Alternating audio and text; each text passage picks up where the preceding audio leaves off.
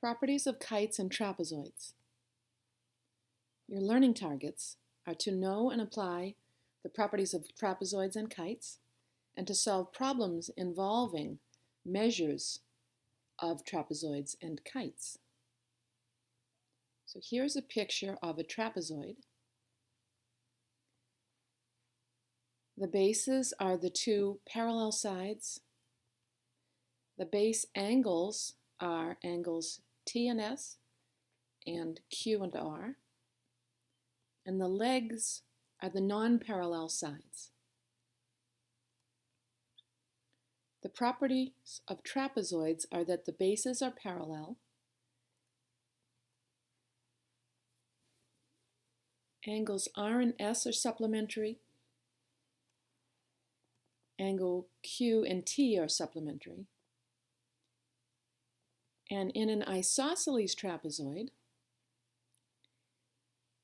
the legs will be congruent and the base angles will be congruent. Now the Midsegment Theorem, what we have here is UV, which is called a midsegment. And it's a midsegment because it's a segment that joins the midpoint of two legs of a trapezoid.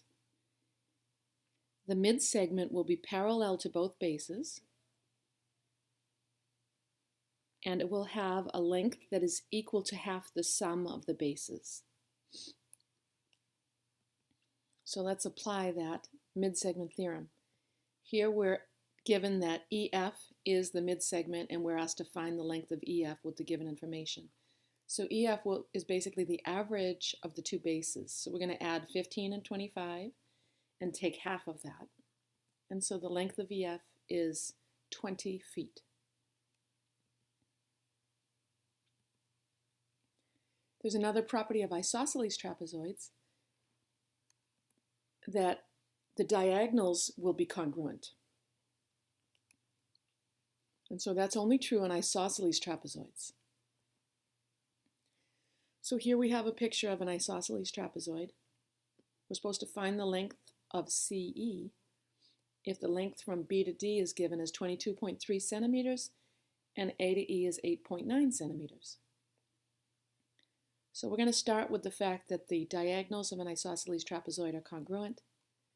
Therefore, we know that the distance from A to C is also 22.3 centimeters. So now we'll use the segment addition postulate. And CE is found by the distance from A to C minus the distance from A to E. So we'll just substitute in the known values and we'll do the subtraction. And the distance from C to E is 13.4 centimeters. Now let's move on to kites. Interesting property of kites is that the diagonals are perpendicular. And we should also state that, notice the picture in a kite, what you have is two pairs of congruent sides. And none of the sides need to be parallel, and in fact, in most cases, the sides will not be parallel. But the diagonals of a kite will always be perpendicular. So here we're asked to find the lengths of the sides of the kite.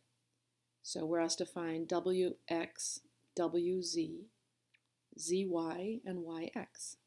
So we'll start with the fact that we have a right angle there. And now let's look at that triangle that's formed, the right triangle on the top right. And we can apply Pythagorean theorem.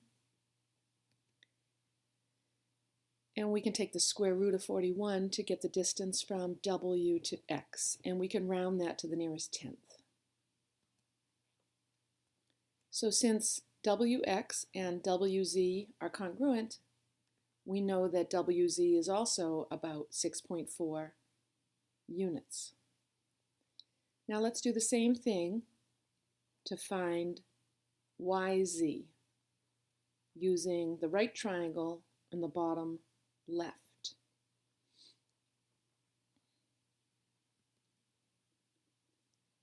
Taking the square root of 89, YZ is about 9.4 units.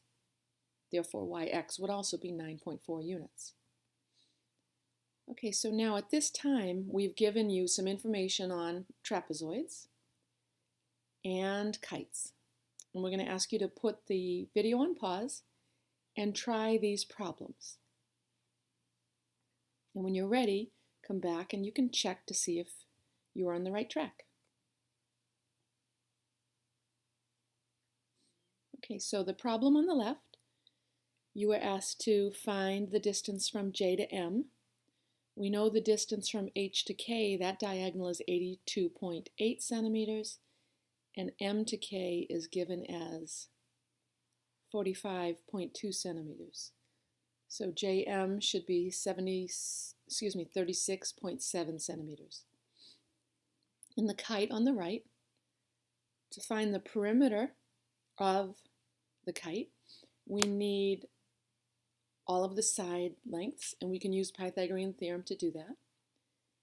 And to find the area, we're going to use the formula half of the product of the two diagonals. So the area is 175 square meters, and the perimeter will be 58.93 meters.